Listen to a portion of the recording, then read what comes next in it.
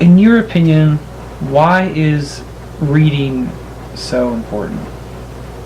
Because I know you helped beforehand. You helped, you said, work with other kids on reading, and they put up a lot of barriers, but it was still something important to you. So that's one of the reasons why you came over to Paulden. But why is reading to you so important? Okay, let me look at the camera. You don't have to look at the camera. Well, I want to look at the camera. Oh, okay. Okay, reading is important to me because reading has always... First of all, I did have a mother who loved to read and who brought us to the library. So I got all of that away from school, reinforcement of reading's fun, reading's pleasurable, stories were read to us. My mom had been a teacher, so she created environments in our home that were like learning friendly. We had a little kids chalkboard, and so I had a little sister, so we played school. I'm from New York. My parents read the New York Times every Sunday. They played Scrabble. So words were part of our culture in our home. Do you feel like your home was more on the middle class range then, or what do you think, or how do you? Economically speaking, upper middle class. Okay. Yeah. So both my parents were children of immigrants, but both my parents went to college.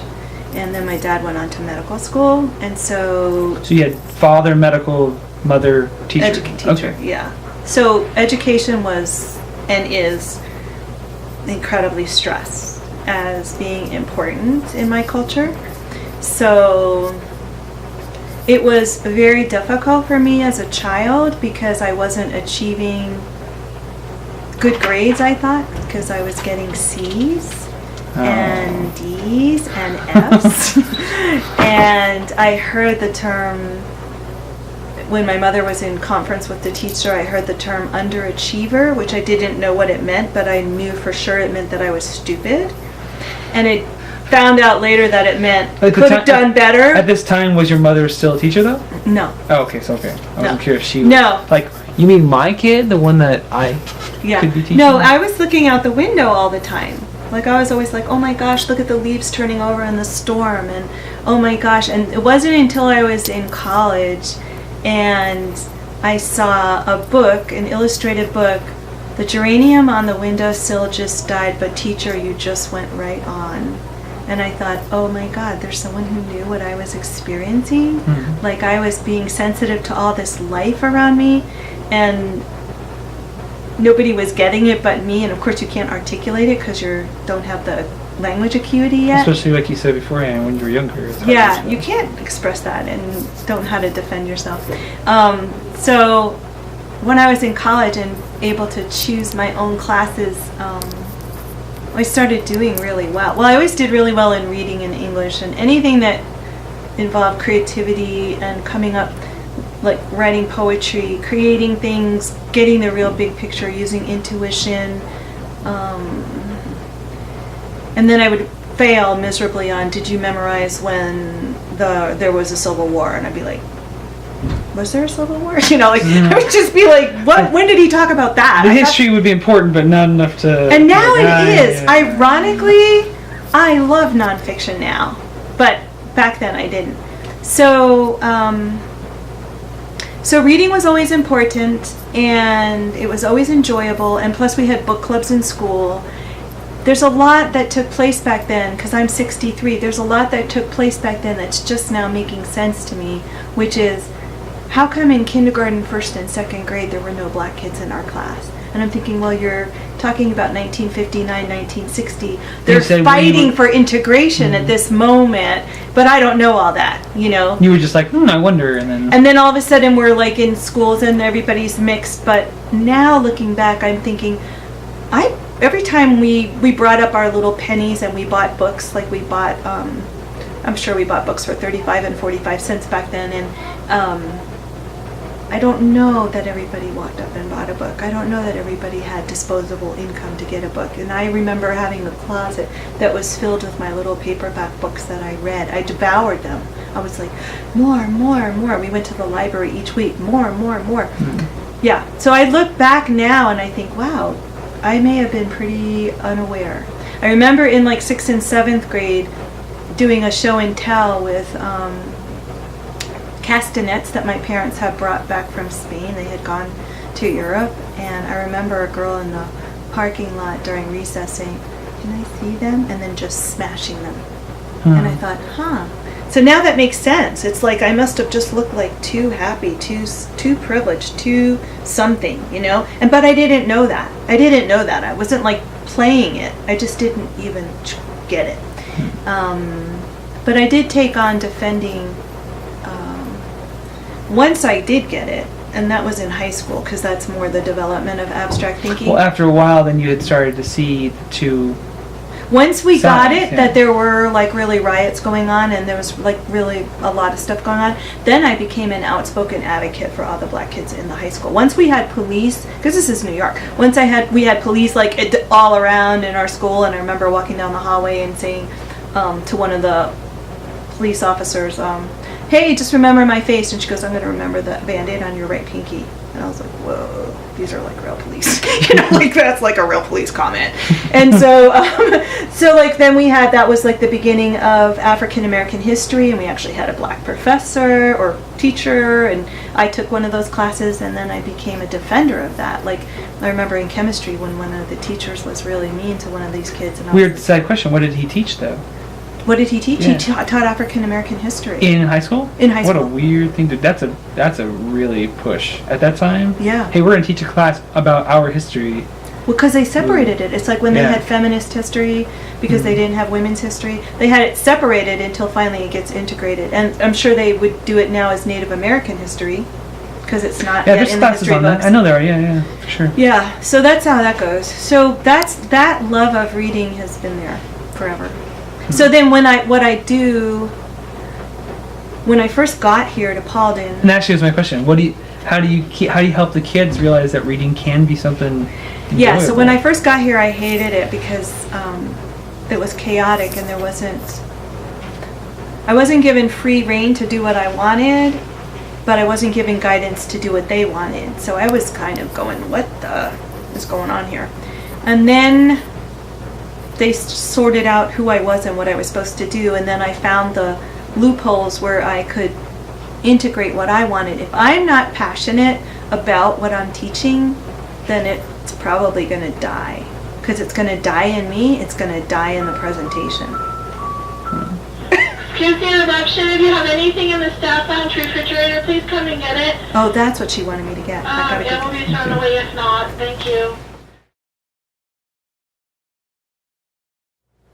Like, I thought that the handouts throughout the grades that I've been teaching were incredibly dull. Like, your grade, their grade, whatever the program is that the school uses. And I'm not a teacher, so I don't know all that stuff. And I thought they were stupid. And so I thought, I wouldn't want to read this if I was in 5th grade, 4th grade, 3rd grade, or whatever. But especially with your grade, because that's a more challenging grade. But I knew from my own experience, having read Sherman Alexie, that he was fascinating, and I already knew that book, The Absolutely True Diary of a Part-Time Indian. So I thought, it's worth a try. So I brought it in, and they liked it. First I read a book that I snatched out of Gantz's room, but I asked for permission, and that was the Egypt game, and you had Yeah, I said remember something. that, yeah. So we started with that just so I could see their reading level and what they stumbled on and what they understood and what they didn't. But I didn't particularly love the story. I kept waiting for something exciting to happen. Nothing ever did. So with Sherman Alexie being such an excellent writer, and it really makes a difference. If you're an excellent writer, you're using every word For a reason. precisely to convey something, and you're moving along, and nothing's wasted. So especially for these fast young minds, and because it was about an adolescent and it was about a Native American challenged race, there was a lot of stuff in there. There was sex, there was race, sex being the crush on a girl, race being going to a white high school and being the only kid that was Native American. Yeah, I remember that All of half that. and half feel. All that stuff. So there were good themes in there for them that they could relate to. So when I'm passionate about it, then when they do all their little flippant, oh, I can't believe we have to read again, I don't care, because I'm excited that we're going to be reading the book. So if like someone goes, well, I don't feel like reading, then I go, okay, fine, I'll read your part. I'm like so into it, you know. But then it's contagious in a way too. I think so. Yeah. And I'll jump in here. Like, I know at the beginning of the year, when you came to my classroom, it was very awkward because the last time I had a paraprofessional, she just was here. I didn't know what she was doing. Yeah. And it was really tough because personally me, I didn't know how to utilize. Mm-hmm. And I know when you were here the first week, I was like, what do I do? I don't know either. Well, it wasn't you. It was the school. Yeah, and I was confused. Yeah. And that's why, one of the reasons why I was okay with and trusted you to say, just pick a book that you can count on that is enjoyable and they want. I also did not like the printouts. I know they can work, but I'd rather just kind of like open a book and whatever they're talking about, whatever you're reading, whatever you're going through, then apply it to whatever the kid might need. Because that's where I thought, to me personally, the most growth is going to happen anyways. Well, what happens for me is, and I'm not a teacher, is I pick something that that I really like. They start reading it. I see what they're not reading well, where they're not reading well, and then I try to create. I go home. I create questions. I print out quizzes, and I make quizzes and stuff around that. But the school has. And this is not a failing, it's just my own ignorance. The school has, in those printouts, specific goals that they're hoping to achieve. Like, does the person understand content? Does the person remember details? What is the character's motives? So that stuff is a guide for me. So anyway, so that part worked out. That part worked out well, but I can't say that it actually improved them in those areas because I wasn't aware of that till practically near the very end of my time here, that there were these specific benchmarks. I kept saying, let me see the test, let me see the test. And I asked for things, but I never got opportunities to see them. Because if I had seen how they were being tested, then, because like when I did this before, there was still Ames testing.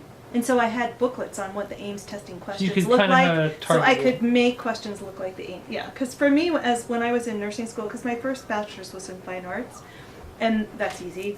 That's me. That's my natural inclination. My second bachelor's is in nursing. That's not me. That's completely black and white, right and wrong thinking. And the only way that I could get really good grades in that area was to test myself over and over and over and over and over again until I understood how the testing related to the material. I always extrapolated from the question like, oh, he couldn't be having a heart attack because even though he's having left-sided chest pain radiating down his left arm, which is a sign of a heart attack, he's driving a car, so it's probably a trick question. And my teacher looked at me and said, it's not a trick question. They just want to know, is the guy dying? Yes! I'm like, oh. So I just had to test and test and test until I could distinguish between different types of thinking. This is nursing thinking. This is my thinking. This is their gray. thinking. This is the gray, and like you said, and this is the black and white. Yeah. And they're not the same. Yeah. But that took a lot of work on my part. Because if I would have had my choice, I would have just let you continue like the book club idea. Because to me, I saw them get more growth out of that in my room when they were doing their free writing, when they were doing just reading. Or when you had the printouts about visuals, like I remember you had like the lean-to, and I feel like those were the moments when they made the most jumps. That's cool. When I gave you the other parts, I also was kind of like, I gave these out last year and they didn't go very well because it's really bland if the kids are not going to do it, and especially with these students who. They just need a book that they can love. They don't need all the bells and whistles about who's the character and all this. No, they just need a book that they can enjoy. One that they can when they begin, that after that first conflict comes up and they get hooked in, then it's over. It's done. They'll read the whole book. If there's more in the series, they'll read the other 3. That's what they need. And thankfully, I've gotten a few of those in my library here where I can count on if I give them the book. They'll slowly be like, okay, I'll just read the whole thing. Like, the mangas do it for the kids, because that was one that I was hesitant on tossing in the library, but man, when the first one who grabbed the book was Jose off that shelf, he read the whole series through. Nice. And then, someone else followed him and followed. Now, sadly, the series is broken up into pieces because people lost the books. But that tells me a good sign. That's better. They checked them out so often that they lost track. But I think also you could get, we do have a librarian here in Paulden. And when it first opened, I went over there and I said, I wanted to volunteer and maybe get a reading club after school or on the weekends. And I think she was so new, and when I finally read the review in the Chino Valley Review or wherever it was, she's not truly a librarian, she's training to become a librarian. So she's like feeling a little like okay, deer in the headlights. This is cool, but I don't know if I can manage that. I don't even know how to do that yet. Yeah. But if you talk to Darlene Westcott up at the Chino Valley Library, she's been a children's librarian forever. And there's also a teen section at Prescott and Prescott Valley. So they have people who are keyed in on teens and who could come with like books and go, like what I did. I set up a book fair. That's what I did the other day because Shauna said, there's only 2 good books and they're the ones we already read. So I went to the Prescott Library like the other night and I came back with all those books. And if you notice, all mine are labeled young adult.